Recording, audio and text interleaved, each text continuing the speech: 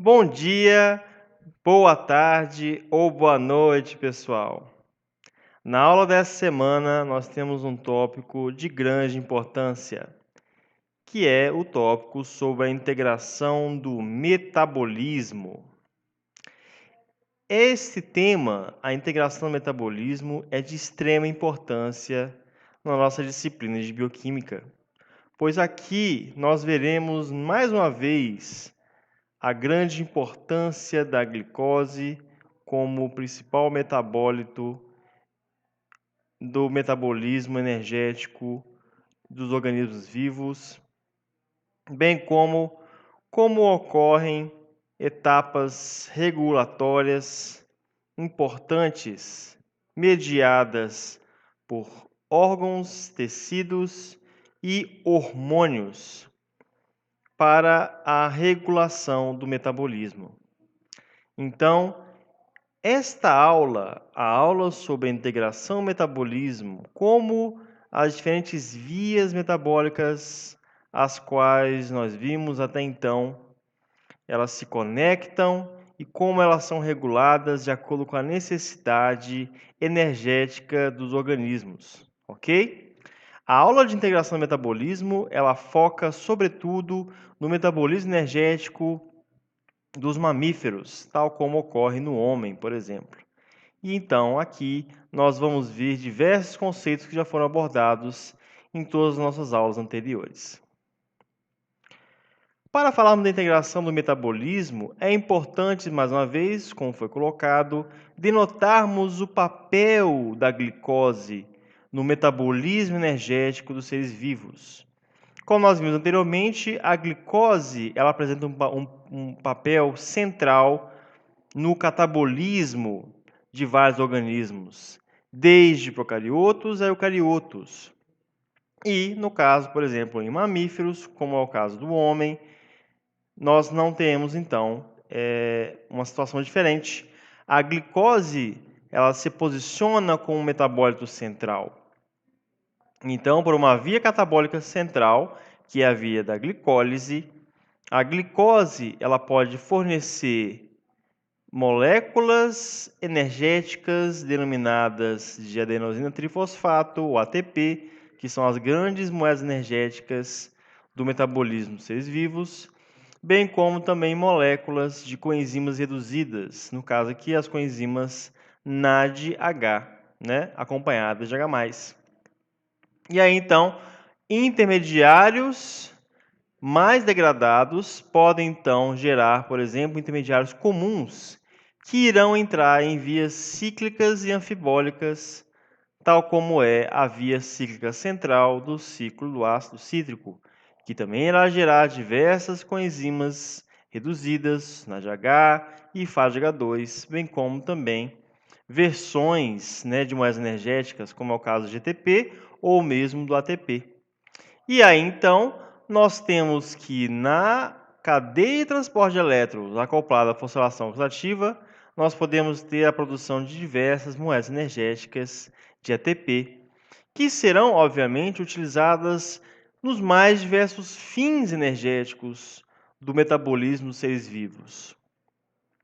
Esses fins, por exemplo, podem ser para o suprimento de energia necessária para o desempenho de atividades físicas, como já foram muito bem retratadas nas mais diversas épocas, no caso por diversas civilizações.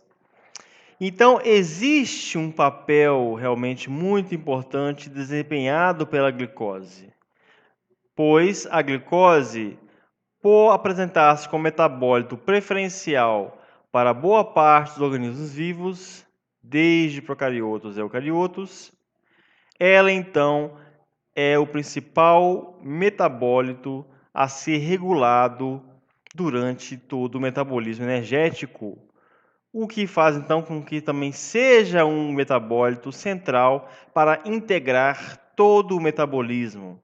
Seja este metabolismo degradativo, na versão do catabolismo, seja este metabolismo biosintético, na versão do anabolismo. E aí, nós temos então uma interface entre a manutenção da concentração de glicose, seja no citoplasma das células, ou seja, no meio sanguíneo, né, na corrente sanguínea em mamíferos, né? A glicemia é a concentração de glicose em determinados compartimentos. No caso, pode ser, por exemplo, como nós falamos, nos compartimentos intracelulares ou intercelulares, como é o caso do sangue. E aí nós temos também uma interface com a atividade física. Como os mamíferos são animais, é necessário então que ocorra um suprimento energético para que ocorra essa atividade física nesses animais. Então é importante que, para que ocorra essa atividade física, haja a manutenção da glicemia. E não há manutenção da glicemia se o animal não busca alimento a partir da atividade física. E então, mediando todos esses processos, há um complexo mecanismo de integração metabólica. Então, como ocorre então essa interligação das vias metabólicas que compreendem o metabolismo?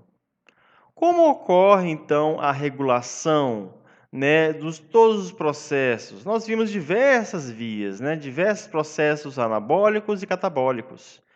Então, aqui nessa parte da aula, nós iremos rever conceitos muito importantes e também destinos de biomoléculas importantes, as quais foram estudadas na nossa disciplina.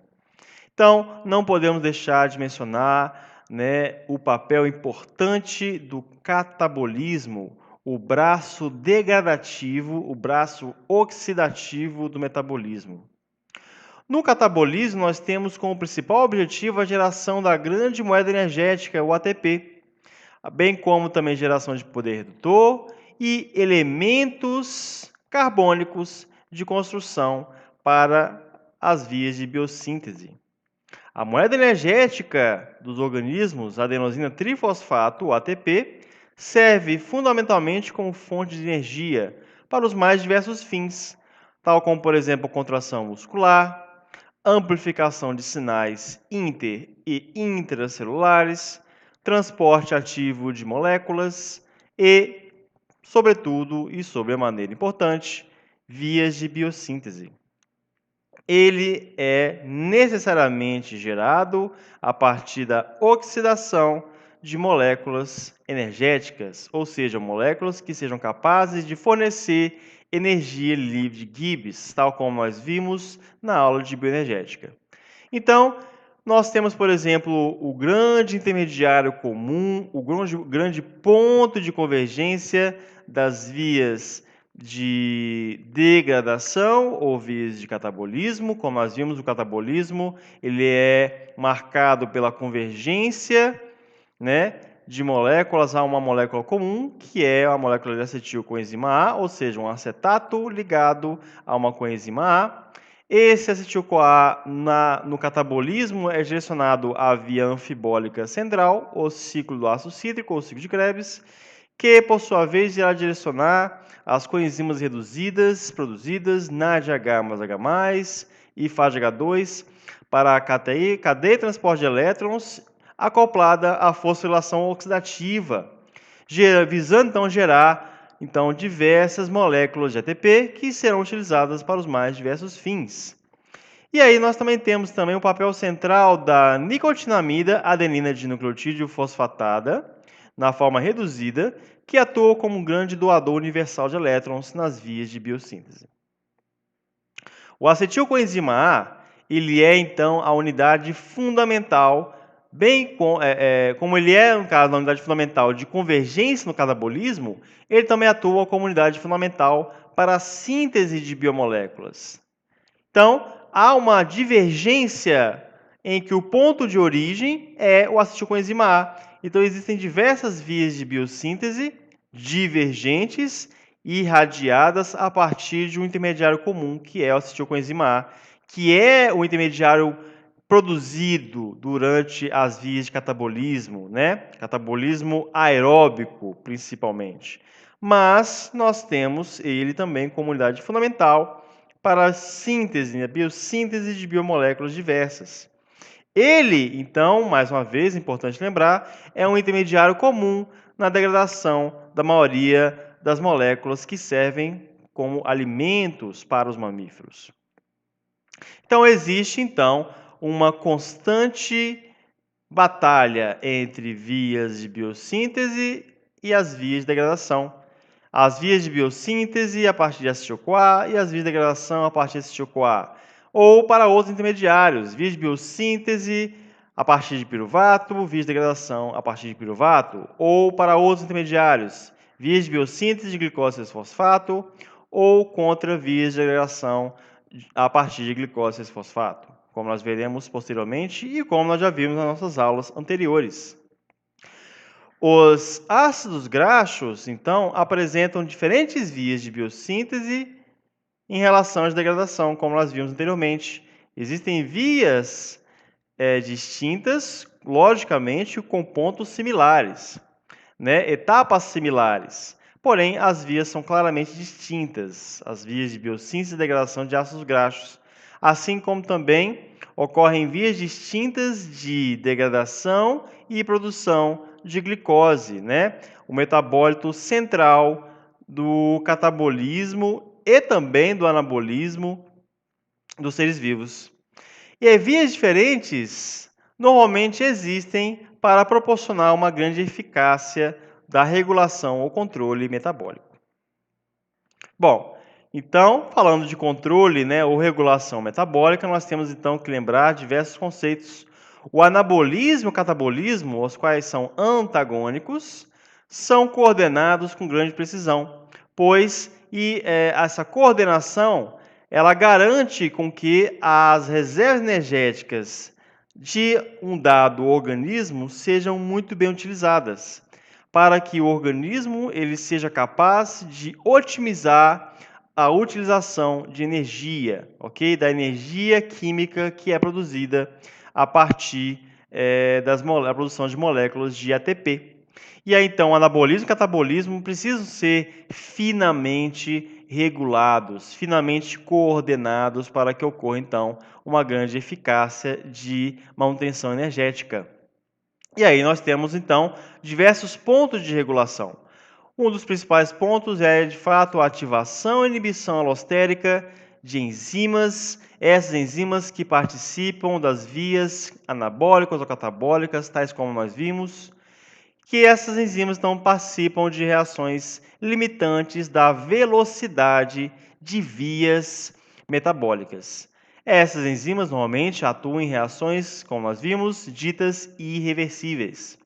Um segundo ponto importante é a modificação covalente de enzimas. A modificação covalente de enzimas, ela se dá normalmente a partir da adição e remoção de grupos, tais como, por exemplo, grupos fosfato, que podem ser removidos, né, ou adicionados dependendo do ponto de controle e dependendo da demanda energética de cada célula, tecido, órgão, sistema ou organismo. Então, a modificação covalente é uma modificação forte, né, a partir de ligações covalentes, a enzimas de grupos, porém, é uma modificação que pode ser transiente ou temporária.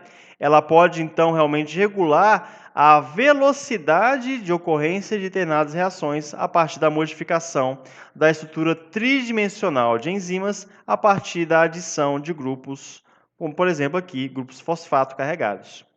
Um terceiro nível de regulação é de acordo com os níveis enzimáticos, né?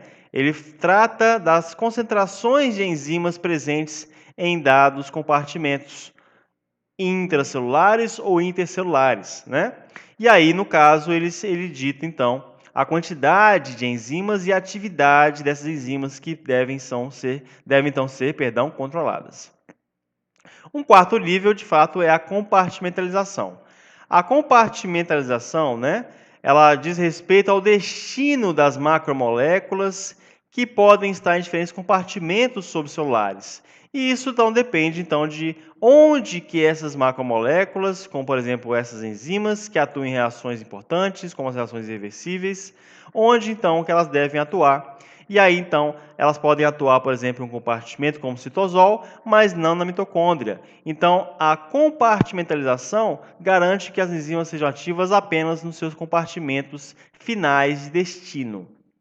E um último ponto importante é a especialização metabólica dos órgãos, né?